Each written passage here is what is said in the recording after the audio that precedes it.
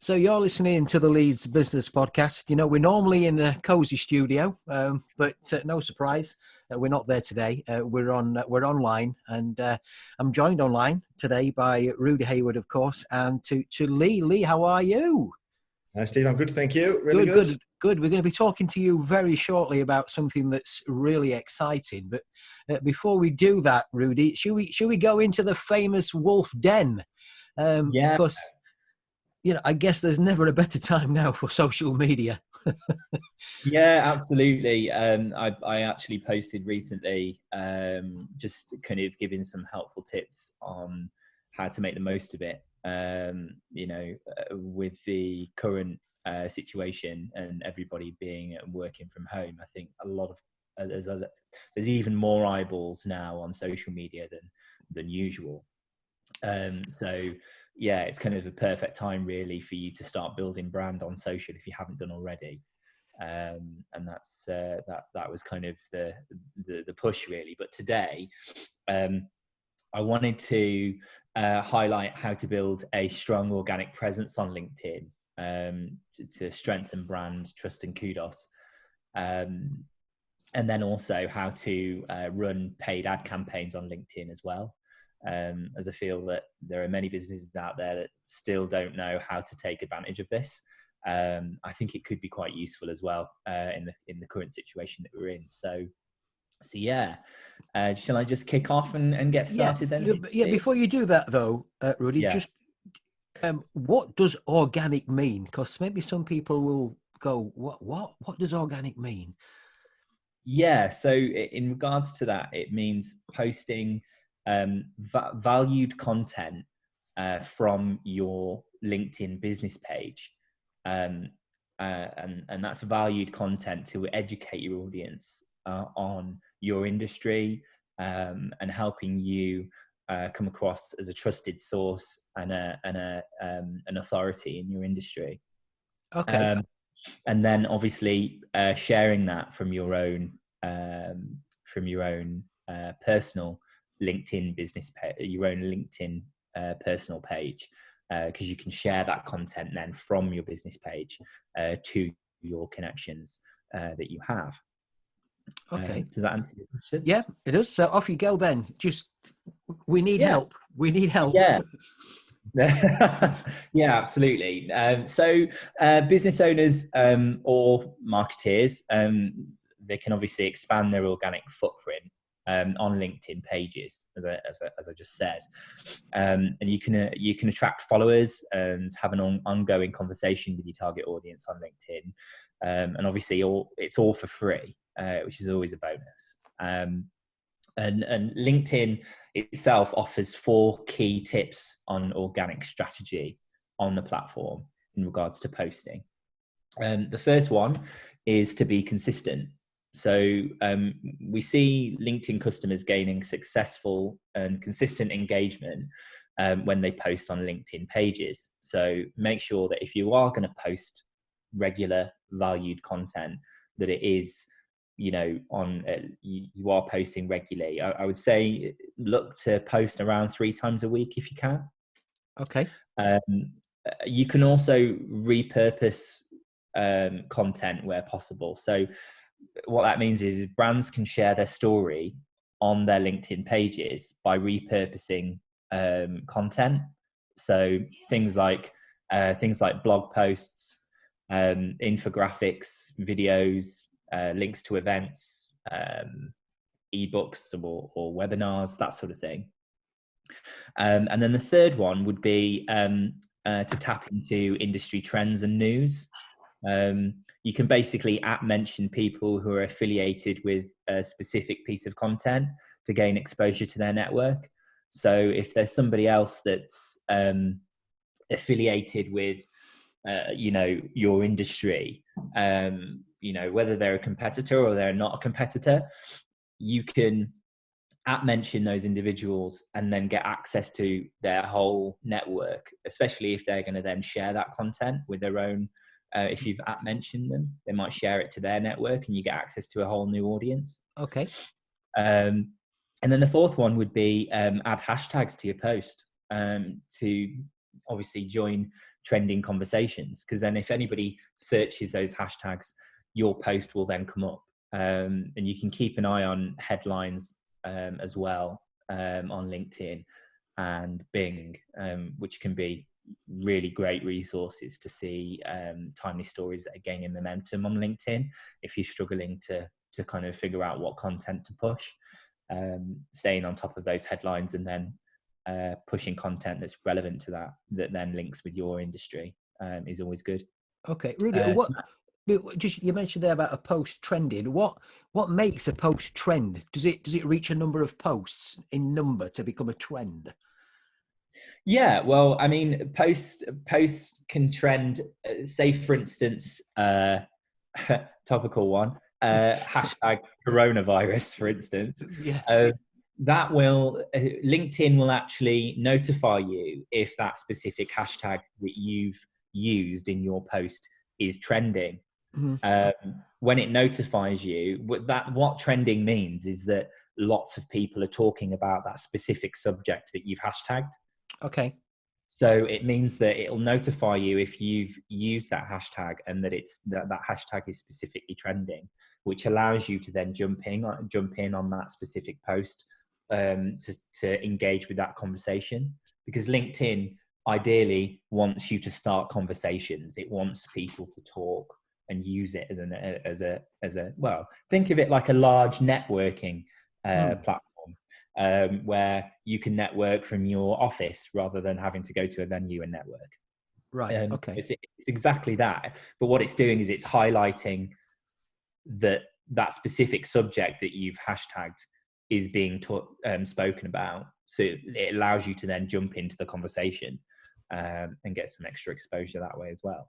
Okay. And I know we've talked about this before in previous podcasts, but I'm seeing a little bit now, and I'm going to use the word unfortunately, that people are trying to sell on LinkedIn now.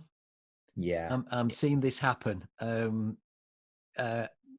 I've seen it especially from some network marketing companies that are putting stuff out there as though, we're all right because we've built a residual income, come and join our group. They're not building any rapport. They're just trying to hit you. Yeah. Yeah, they won't get anywhere. There's two reasons why they won't get anywhere. First of all, if they're kind of pushing that content organically, the LinkedIn algorithm will shut that down fairly quickly. LinkedIn don't want you to sell at your audience organically, especially not because they want people to start conversations. They want the content to be valued content. And they want the content to be conversational. So if you're providing advice and help and building trust and kudos organically, then you're more likely to get people interested in your business and then inevitably buy from you, which is what they want you to, LinkedIn want you to do. And so people that are going down the sell route organically on LinkedIn, they just won't get the reach, and inevitably they'll just get penalized because of it. Right. Once you've built your brand organically, you're wanting to then use LinkedIn ads, because LinkedIn ads is very similar to Facebook ads. However, they're a lot more targeted and can be slightly more expensive, but makes up for it in regards to the ROI that you can gain from running ads on the platform correctly. As I personally have managed to get some incredible results for clients on the platform. Okay. But once you are, if you're wanting to drive call to action, i.e. to drive sales through your business, you would then look to do that through LinkedIn ads. But then you've already built up your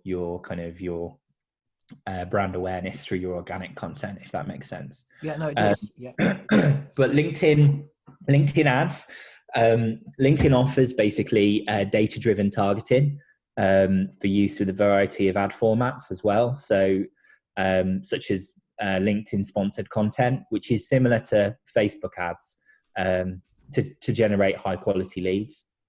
I would say one of the massive benefits is with LinkedIn, you can target decision makers and other LinkedIn members based on their company, industry, job title, experience, education, and interests, which makes it so much more powerful. And because of LinkedIn's recently released interest targeting product, now includes Bing search data, you can now combine professional demographic and user interest data to increase basically the scale of your marketing efforts, which inevitably is going to improve your targeting and boost your ROI. So in terms of your LinkedIn ad campaigns, they're so much more powerful, I would say, than Facebook in some respects. Right. Okay. So I'm just thinking there, Rudy. Then, so here we are. We're in the situation that we're in. We're in interesting times. There is help for people like yourself out there to make this happen. So, and for people who are listening to this, I was talking to somebody yesterday, and I think this is a great time to actually start thinking about when we come out of this, where will you be? Yeah, that makes sense. So what can you do to help you get there and learn these things? And hopefully by sharing what we're sharing today, it gives people an insight, and also an insight to where to go, really, is for some help as well. Yeah, absolutely. I would say that, that, you know, if you are in a position where you're struggling to get in front of your customer base, if you're struggling to engage with your customer base, then now is the time for you as a business owner or as a marketeer for that business to jump on social media and start really creating, building a brand for your company. Now you might think to yourself, well, we've already got a brand. We've already built a brand. However, if what I mean by building a brand on social is about providing valued content to consumers, mm-hmm. and making them feel like you are there and that you are there to help and that you are a trusted source in your industry. Because once you do that and you build that trust, people will inevitably buy from you because they trust you and they've already experienced the value of what you offer through your organic content. Cool. Okay. So have we about covered what we want to talk about in the Wolf Den today? Yeah, absolutely. So that's us from Famous Wolf. Okay. Well, let's welcome Lee Austin. How are you, Lee? I'm good, thanks, Steve. Really good, thanks. Yourself? Fantastic, actually, to be honest. You know, I know that sounds a crazy thing to say, but the things that I'm involved in, you know, with the radio and stuff like that, we're just putting a lot of inspirational stuff out there. So it's a busy time for us. We just, a bit like you were saying, Rudy, there, we're just sharing stuff at the minute. Yeah. Inspirational stuff out there. That's what we're doing. And just come and listen. But Lee, you've got something really interesting that's happening. So tell me about this then. You know, Fitain, I think, is the name. Is that correct? It is, yeah. So basically, we've built an app, a mobile app, to make fitness more accessible. That's the strap line, I guess, and that's the ethos behind it. And it's that simple. It's about connecting normal people to fitness professionals so they can improve their health, improve their fitness, improve their mental well-being, sort of, you know, a full sort of stack of fitness.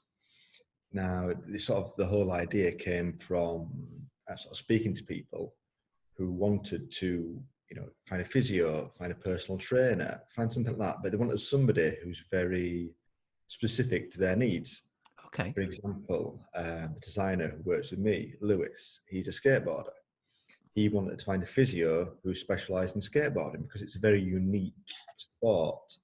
And so it all became about connecting people. And like I say, a lot of people will feel daunted by going to a gym. You know, personally, I think it's fine, but I can see a lot of people walk into that big, scary place with banging weights and sweaty people grunting. It's a really, really sort of scary thing to do. So we want to remove those barriers and make a way of connecting with the right fitness professionals for you, in a nutshell. So how many have you got on the app already then? Well, the app was literally launched this year, so January we launched it. So far we've got, I I think over 320 fitness professionals signed up in the UK. Over 2,000 people have downloaded the app as well. And so the community is really sort of growing. We've recently launched into Melbourne, Australia as well. So sort of growing the market. And I guess the aim is sort of not world domination, but, to make fitness accessible the world over. This isn't a localized thing. So yeah. So where can you download the app from, Lee? Wait, what, sorry? Where can you download the app from? So at the moment, the app's in the Apple App Store. The Android version is in development right now. So yeah, literally search for Fitain on the socials, on the App Store, find it, download it. It's totally free. We don't charge anything for professionals or clients. We want to try and make it, like I said, as accessible as possible. Future, there's some premium stuff coming, but for now and always, it will be free to connect with the professionals. Have you found an increase in the type of, has there been like a specific type of audience that you've seen that's jumped onto this, that's really loving it? Yeah, absolutely. I'll be honest with you, it was really surprising. We thought that it would be, we didn't particularly target this, but we thought it'd be sort of young lads, maybe sort of mid-20s or girls around that age, or the sort of the Instagram generation who want to get fit. But honestly, the truth couldn't be further from that. The largest number of people signing up and looking to get fit and connect with professionals is people who are 55 and over. So wow. the older generation, and I don't just mean by a little bit, I mean by the order of, I think it's 4,000% more take up is of the older generation. Because I guess they can see the benefit in it. They would likely be more sort of, daunted by the prospect of going to a gym full of sweating, grunting. Sounds like my gym, this. Yeah, I think the older generation, we've got so many people signed up who are over 60 who want dance, meditation, Zumba, aerobics, even weightlifting. Because, and why shouldn't they? Why should fitness be limited to younger people? But we've been really surprised by that, and pleasantly so, I guess. So, Lee, if I connect with a fitness professional via the app, then, so how do they start working with me? Are they sending me stuff? Are they talking to me? How does that work? So I guess what we want to do is make a safe environment for people. And one of the things that's always been sort of my ethos, and when we've looked at competitors, you download an app, go to the websites, right? Are you male or female? How tall are you? How much do you weigh? Asking lots of intrusive questions. Why does that matter? Does it matter? Do I work out differently? Or am I different to, a female or somebody who's transgender? We want to remove those barriers. We don't ask any intrusive questions. You can find out, find the person you want to connect with. You can message them safely on the app. You never give away any of your personal details. Okay. So we want to create a safe environment for people. Once you've messaged them, you can find out more about them. And then when you're ready to make that jump, that's when you can arrange with them the sessions, some of the ideas we're coming up with going forward, because this is a constantly evolving app. We want to be able to let people work out from home. So you could connect with a personal trainer in America or Japan who's really specialised in something that you're interested in. So it's not just removing those localised barriers, it's about making it global, with anybody around the world. It's possible. Yeah. Sorry, Ruben, go on. No, I just wanted to. Obviously, I know Lee quite well because he's a good friend of mine, as well as somebody that I work very closely with at Famous Wolf. So one of the things I wanted to ask Lee is, with the generation moving fastly to everything being on mobile device rather than laptop or desktop, do you see there being a future in more apps being used and more apps being developed? And have you got any kind of theories on what apps will possibly be around in the future, that we will be using? Well, I think the thing is really, it's constantly evolving. I mean, I know I don't look it, but I've been in this industry for over 20 years now, and I've seen things grown from, dial-up modems, when I first started working. That was me being a dial-up modem there, Lee, sorry. Then, now we've got 5G, so the shift in the last 20 years has been ginormous. I think with the advent of 5G, more accessible video for places, apps are becoming more and more important. We've got a big chunky laptop or PC that we can't carry around, and yet this little thing in our pocket is, much more powerful than the laptops of even 10 years ago. We're of course limited by screen sizes and things like that. But I think that just makes you think more as a developer. We've got to think, how can we do the complex simple? So how can we make a complex job like managing a client, building a workout plan, building a nutrition plan, simple enough that anybody can do it on this little device that sits in your pocket. Yeah. And that presents new challenges. But I think you're right, Rudy. The mobile audience is getting bigger. It's going nowhere. We also do website development, and we're seeing now, a few years ago, we reached the point of 50-50 mobile and desktop users. It's now 70% mobile users to 30% desktop users.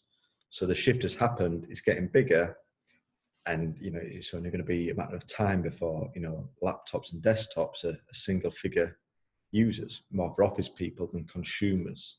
I think that's the biggest shift in the market. Consumer market is all mobile and tablet, almost 100%. But big shift, and it's only going to get bigger. 100%. Yeah, I agree with you, Lee. We're noticing it from our end as well, from a social media end. So yeah. I mean, when we're talking about sort of developing countries, like India, the mobile market there is even bigger, and they've got devices that are now becoming cheaper, more readily available. So that's a new market. And again, that's something that's on Fitain's sort of roadmap.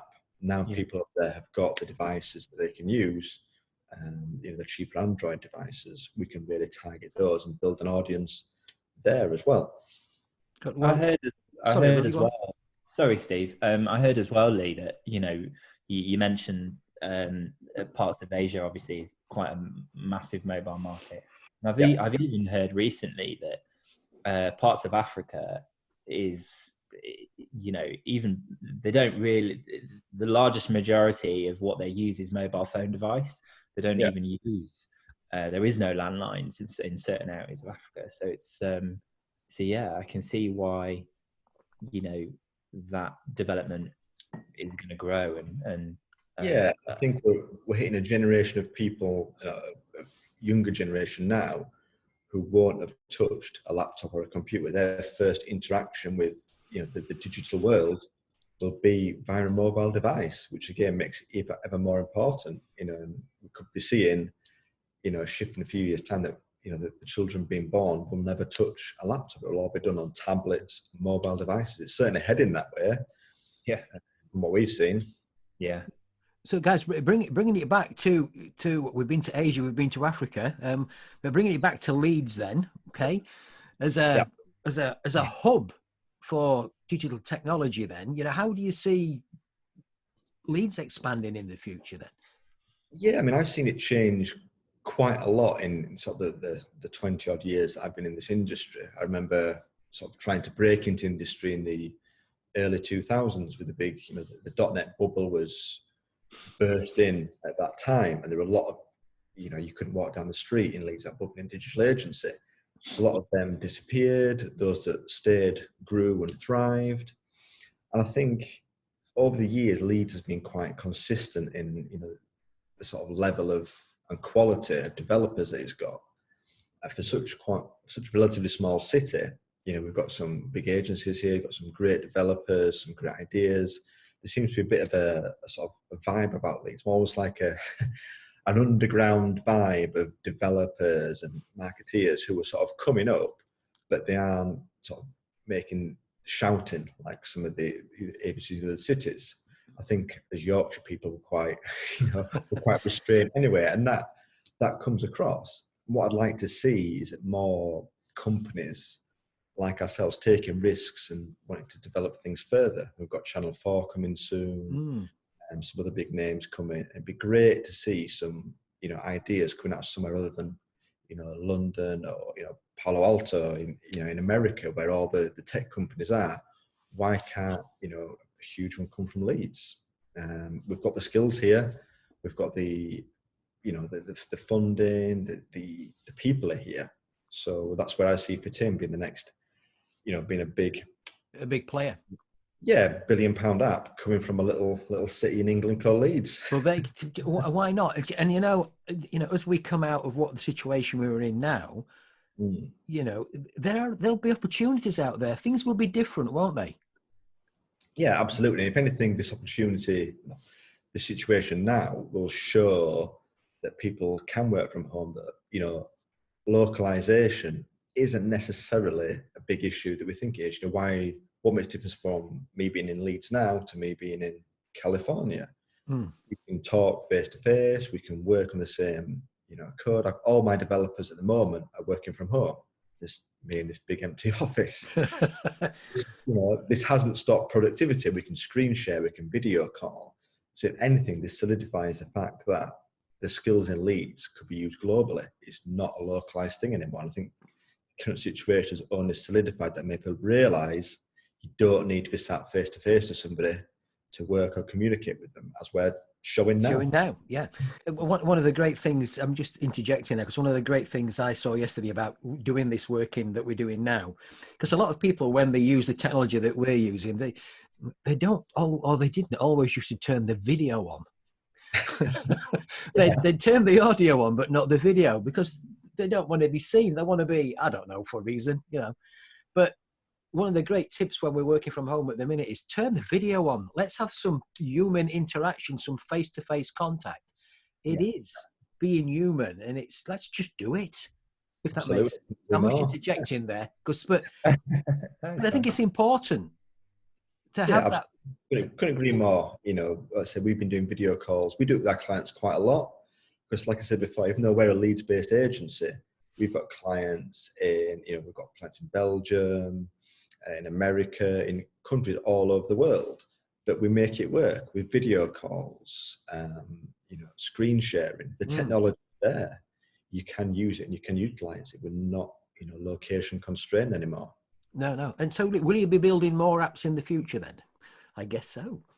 I think, yeah. So our main focus is Fitain. So we want to make this, big, multinational, worldwide.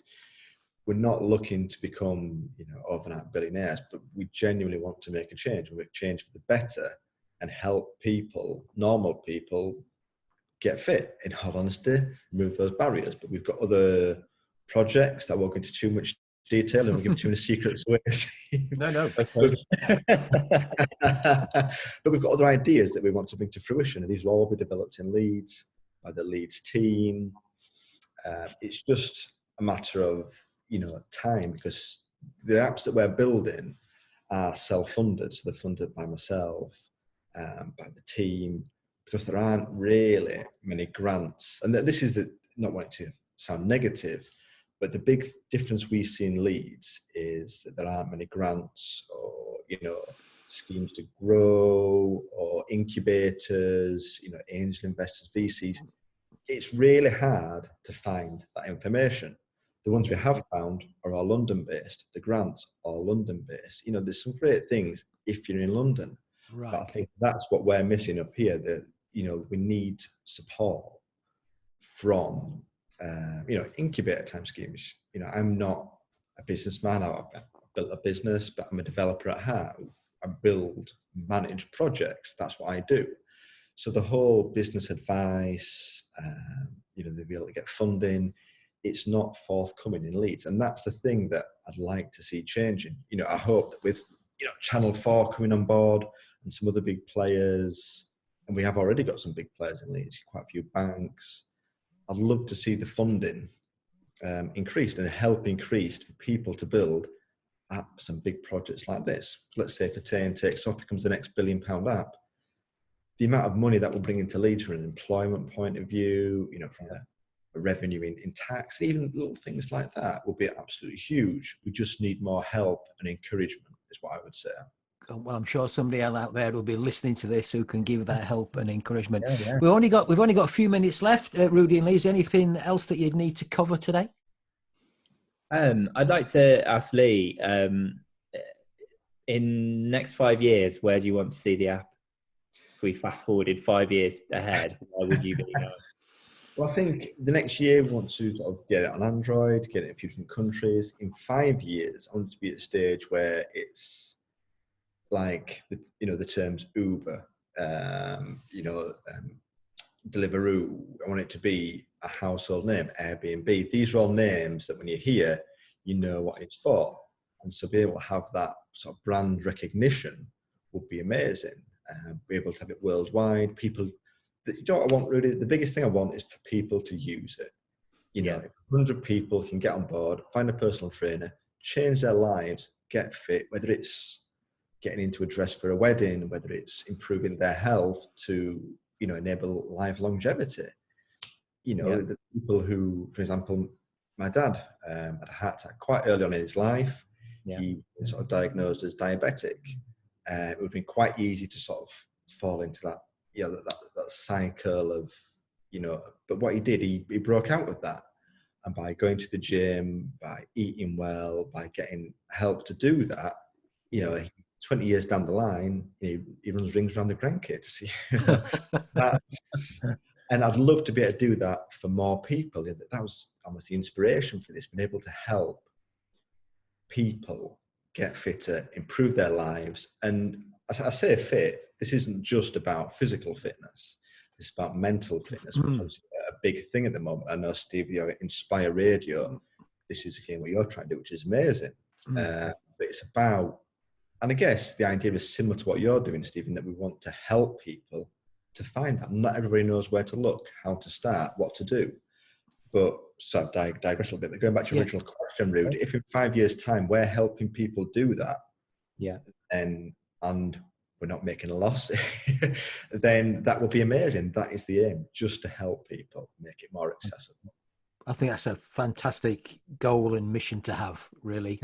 Absolutely, and I think you'll see a lot of success because of that, because it's genuine. There's genuine thought behind it, and genuinely wanting to help. And I think that's when you always see success in people that are there, they're doing what they're doing because they want to help.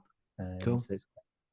Well, we're almost at the end of today's podcast. So thanks for joining us. Okay. Yes, thank you. And we look forward to the next one. Yeah, next time round, Steve. Hopefully, we'll be back in the studio. We'll be the other end of the coronavirus. Yeah, let's hope so. Yeah, and things will be back to normal. So, peace out from us at Leeds Business Podcast. Stay safe, and take care. Soon. Thanks so much, guys. Thanks, guys. Yeah, see you later. Bye.